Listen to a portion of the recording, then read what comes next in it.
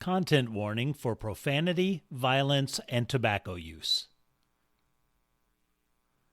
Welcome to Discount Storytime Season 2, Episode 5. I'm Coffee McCann. This episode is called Disorientation. Enjoy! Previously on Discount Storytime. Smoking in the postal vehicles was, of course, strictly forbidden. The cigarette landed on top of a thick 9x12 brown envelope. This envelope was addressed to Dr. Wendell Glick, Planet Earth. Now, had anyone read the return address, they would have read Office of Medical Education and Residency, St. Tetanus Medical Center, Planet Pariah-7. Nobody saw that address, though. Wendell, breathless and doubled over, noticed a sign on the gate that said, Bile Creek, Danger, Robber Geese, Do Not Enter. Dr. Glick, what were you doing in Bile Creek? Orientation has already started. Lucy looked back to where Wendell had come from and asked, So, where's your stuff?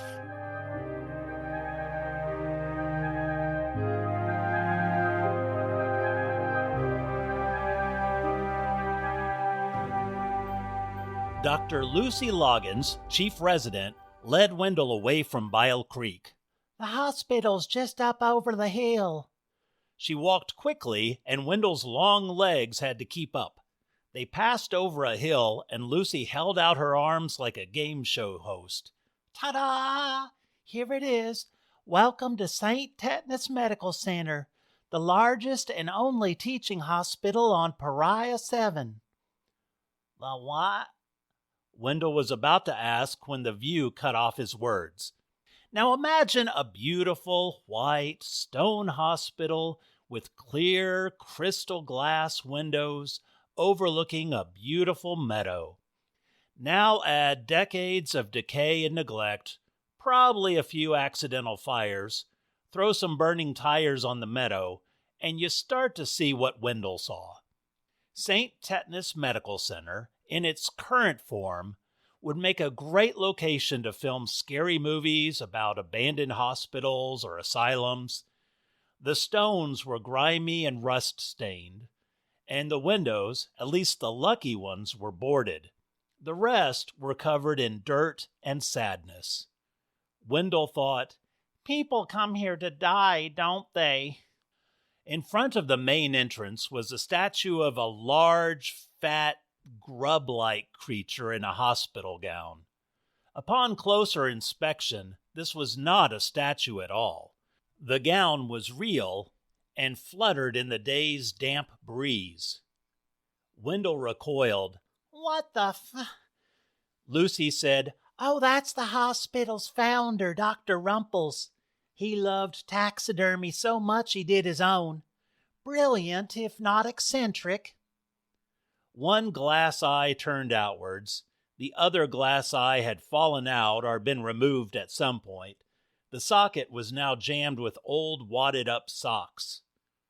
The base of the statue was an inspirational quote. Always get the copay. Wendell asked, Always get the copay? Lucy nodded. That's our medical oath. She smiled at the large, grotesque figure. Inspiring. Wait until you see inside. Oh, the Hall of Greats. Lucy took Wendell's elbow and led him into the hospital. Inside the dimly lit main hall was an information desk / change machine on which slept a large cat-like creature with small antlers.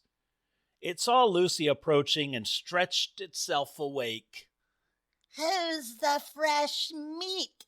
It meowed. Hi, Mrs. Fluffykins. This is Dr. Wendell Glick. We are very lucky to have him. He's from Earth. Yippee, muttered the antlered cat, turned around, and went back to sleep. As they walked off, Lucy said, Wow, you must really impressed Mrs. Fluffykins. She didn't claw your face or anything. What is she? The information desk. Oh. Lucy's nose bobbled. Would you like to wash up before attending the rest of orientation? I could fetch you some new scrubs, if you like. Yes, please. Sorry about the smell. Jolly. They passed down a dark hallway. Wait here and I'll see what I can find. And she was gone. When she left, the solitary blanks of fluorescent lights buzzed on and off. The lights went out for a few seconds, and when they flickered back on, a wheelchair appeared at the end of the hall. Wendell had sworn it wasn't there before.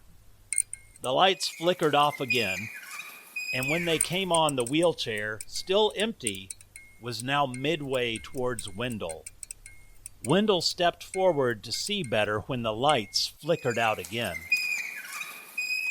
And again the lights flickered on with an empty wheelchair directly in front of him. But Wendell couldn't see anyone. Hello? Asked Wendell, trying to keep his voice from shaking. Then a puff of air, stale breath, and laughter inches from his face. The light started to flicker out again when something grabbed at his arm from behind and Wendell screamed. Lucy was behind him with a fresh pair of hospital scrubs. Alarmed, her ears folded backwards. Wendell, what's wrong? The wheelchair, it moved by itself. But when Wendell looked back, he saw, pushing the wheelchair, a tall lizard-like creature. It was bright green and had large, buggy, independent eyes looking every which way. Its body stretched behind into a curved tail. Lucy rolled her eyes. Mr. Darnell, what are you doing out of your room? This is Dr. Glick, one of your new doctors, and you scared the daylights out of him. You need to be nice.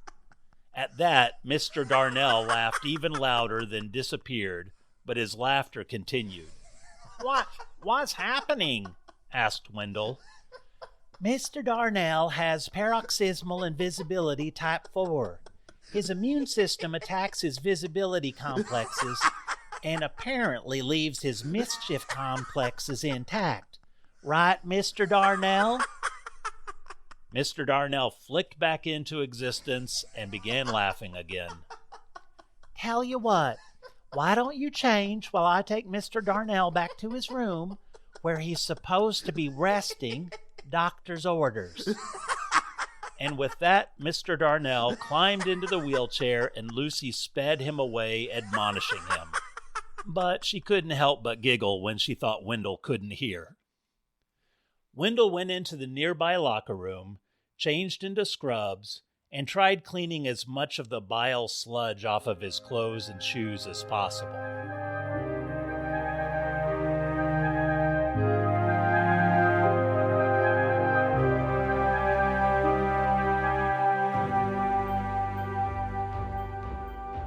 Finally, Wendell and Lucy arrived at the large administration conference room.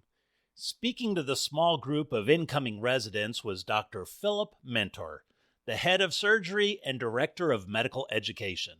Imagine if a crocodile and a hippopotamus had an offspring, now standing on its hind legs with a crisp suit, tie, and white lab coat. Now make its bright teeth bigger. Nope, bigger than that. No, even bigger. Now, fill it with hostility, and you have Dr. Philip Mentor. He was finishing his talk when Wendell entered. All eyes focused on Wendell, who never liked being the center of attention. Dr. Mentor said, "Hello, Dr. Glick. You're just in time." Oh, good. "I didn't finish. You are just in time to learn that I don't make a habit of repeating myself. And I damn well won't make a habit of repeating myself for those who cannot have the courtesy to arrive on time and prepared. As I was telling your colleagues, my job is to cull the inferior and weak before they can do harm to our patients. I'm very sorry. It won't happen again. It shan't, for your sake. I will leave you in Dr. Logan's capable hands. Good day. His face twisted into a smile, and then he left. Lucy waited for Dr. Mentor to leave. Now you will be working hard enough over the next year, and I know some of you haven't had much of a time to explore beautiful Wax Mine City, so how about taking the afternoon off and getting yourself settled in before it's nose to the grindstone? If you won't tell, I won't. There were no dissenters. Well, jolly. I do ask you check by the administration office on your way out. There are some final papers to sign. Thank you all so much, and we will see you tomorrow morning, sharp, for Patient Simulation Lab. At that, Lucy paled and looked at a small shelf on the wall. It held a single candle and a picture of one of last year's residents, and Lucy quietly said, "May he rest in peace." The walk to the administration office gave Wendell a chance to meet his fellow residents. The largest was a frogling, tall and spindly like Wendell, whose name was Kermit. Wendell chuckled. "Oh, like Kermit the Frog. Do you date a pig?" Kermit was struck by the question and stared at Wendell. "What's wrong with you?" "Sorry, I didn't mean... On Earth we have a TV show about a frog named Kermit, you see, and he dates this pig, and she hits him a lot. Like, hi-ya!" "And you think that's funny?" Next was Gappy. She was about the same height as Lucy and had dark blue skin and hair. She would have looked like a large Smurf, but her eyes were different. Not different from others' eyes, different from each other. Her left eye was large and round with a blue-gray pupil. On her right, she had a small black eye with horizontal ridges going up and down that would wriggle when her eye opened. Finally, the shortest of them all was Scent. So imagine a meerkat with thick glasses and a suit and tie, and you have Scent. And for every step the others took, Scent took 3. But this didn't seem to bother him, as he apparently had boundless energy and confidence. "Hi, I'm Scent. Great seeing you. So what scores did you get on your exams? I scored very high, probably the highest amongst us." As they walked, they made plans for the afternoon, including lunch at a popular cafe that gave discounts for anyone in a helping profession. Gappy said, "I'm just glad I got my residency paperwork done in time. That took me forever." Kermit said, "Right. The orientation packet was huge." Scent chimed in, "I was efficient with mine, but it still took a while. What about you, Wendell? When did you finish your paperwork?" The regular time. It took the regular time," Wendell lied. They made it to the administration office. At the front was a swirl of gray smoke wearing a name badge and a lanyard. The name said Rhonda Gray, and the picture on the badge was also a swirl of gray smoke. Suddenly a single eye popped open. "I was foretold of your coming," Rhonda said, and swirling arms pointed to a rotary phone. "Which of you is the one called Wendell?" "Oh, that's me." "Please hand me your completed orientation packet." "I don't." "Please hand me your completed orientation packet." "I didn't get one." "Impossible. Please hand me your completed orientation packet." This went on for a while. Then, in the interest of time, Rhonda checked through Scent, Gabby, and Kermit's paperwork. They had a couple of things to sign, then were free to go. They offered to wait for Wendell, but it seemed he was going to take a while. Rhonda asked, "What form of identification did you bring?" None. You see, I was abducted by a spaceship and then... "Oh, well, we will have to verify your identity the old-fashioned way." The old-fashioned way? "We just need a hair sample for analysis." With that, Wendell was brought to a small wooden chair and a towel was draped around his shoulders.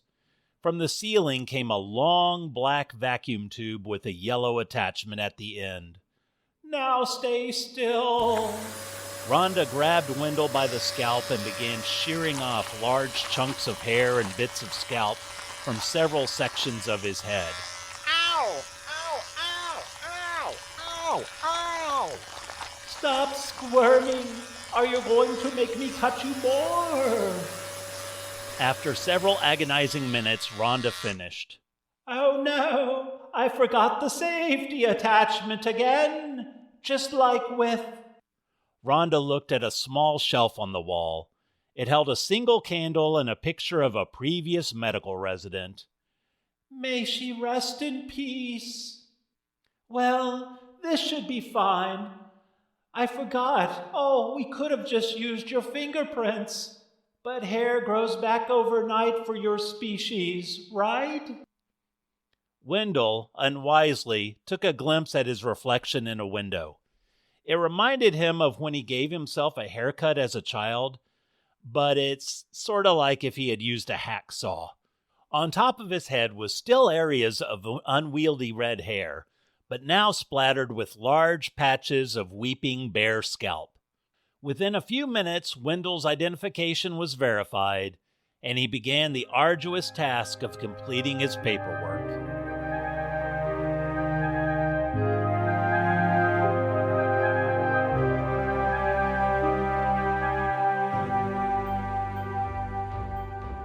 Finally, well into the evening, his paperwork was finished. They took his picture ID for his ID badge. He asked to wear a hat, but was refused. Wendell was also given a meal card, which would provide him 2 meals per day while he was on scheduled service. Wendell left the administration office and his stomach rumbled. He was famished. So, with his new meal card in hand, he found the cafeteria. Now, this cafeteria wasn't like the ones on Earth. Instead of lines serving hot food, there was a bank of meal pods to choose from. Meal pods were sort of like dehydrated meals on Earth. They're about the size of a soda can, and you bought your meal pod and whatever drink or snack to go with them. And then you go to the dining area, which the center part was filled with tables, but the walls around had stations to make your meal. Basically, these were rows of machines that looked like a microwave and printer's love child. It took the ingredients from inside, added water, oil, etc., to construct a meal. Wendell was surprised at the variety of meal pods available and chose split spice stew, grabbed a tab cola, and a bag of rancherito flavored chips. At the checkout, a petite lobster-like creature with a hairnet scanned his items. Wendell presented his card, and the clerk frowned after typing in the numbers. "Are you sure these numbers are right? Your card isn't working." Oh, I just got it this evening. "You're not on service today. It only works on days you're on service. Are you on service today? No, you're not. So your card doesn't work." Wendell slumped. The lobster creature patted his arm with her pincer. "I tell you what, since you're new, Yes? I'll give you a 10% discount. How you gonna pay?" Wendell reached for his wallet and again came up short. Never mind, I'm not that hungry, he lied. His stomach growled as he put the food back and left the cafeteria. Wendell had nowhere to go. No apartment, no bed. The residency program offered discount apartments for residents. Wendell could have had one, but the housing application was in his orientation packet, and the deadline already passed. Wendell wandered the halls as exhaustion set in. He half hoped to find maybe an empty bed somewhere, but had no luck. Finally, he turned a corner and found a long, poorly lit hallway. But at least it was empty, well, except for the sound of flies buzzing. He could just make out a row of chairs at the very end that could make for a bed-ish, at least for tonight. Wendell started down the hallway when his movement triggered something.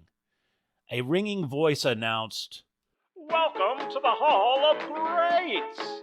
We are pleased to have our previous major donors to St. Tetanus Medical Center right here for your appreciation. May they rest in peace."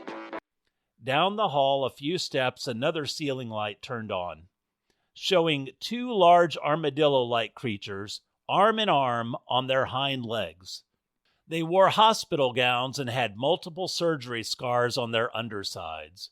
Mr. and Mrs. Harold Lincoln, who unfortunately died from surgical complications. Thank you for your monetary donation to St. Tetanus Medical Center.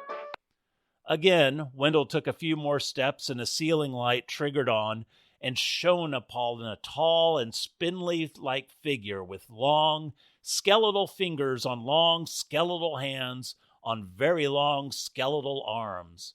His face was long, triangular, and pale white. Two large eye sockets took up most of the facial real estate. It immediately reminded Wendell of Captain Zetz Montgomery on the starship Scam Likely. This figure also wore a hospital gown. Senator Gil Montgomery, who unfortunately died from medication error. Thank you for your generosity to St. Tetanus Medical Center. And on it went for about 10 more taxidermy hospital donors, going back to the hospital's opening, and the most flies buzzing.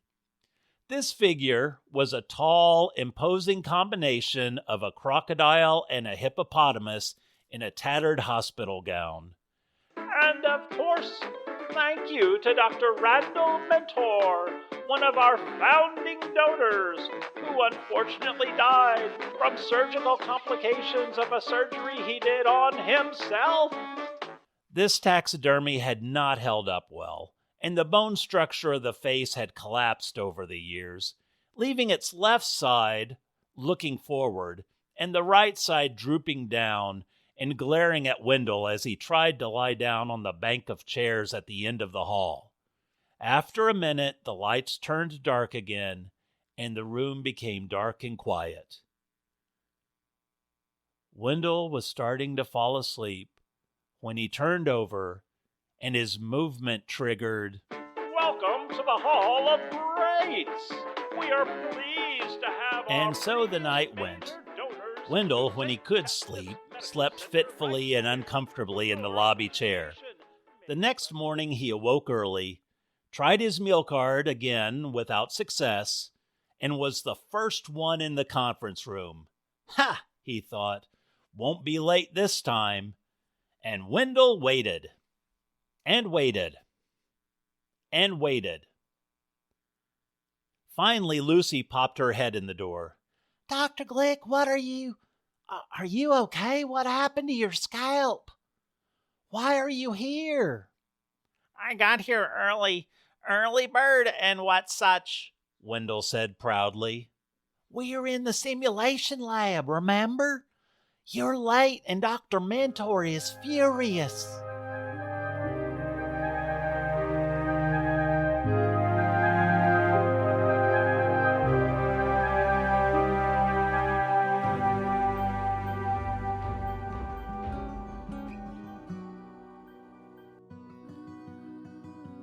Thank you for listening. I hope you're enjoying the adventures or misadventures of our hero Wendell. If you're enjoying this show, please send it to someone. We have nothing to report in the discount mailbag this week, but if you have something to say or ask about the show or a question for one of the show's characters, write in and I'll read it, or the character will read an answer on the show. We are starting something else new. Instead of just the previous sign-off, I am also leaving you with a discount idea. So until next week, play nice with others, be super duper kind to yourself, and as always, remember to laugh. Now this week's discount idea. Every time I wake up, I open up the window, take a deep breath of fresh morning air, and holler, "Good morning, sun! Good morning, beautiful day!" Sometimes my neighbors yell back, "Shut up and go to sleep," because sometimes it's 2 a.m.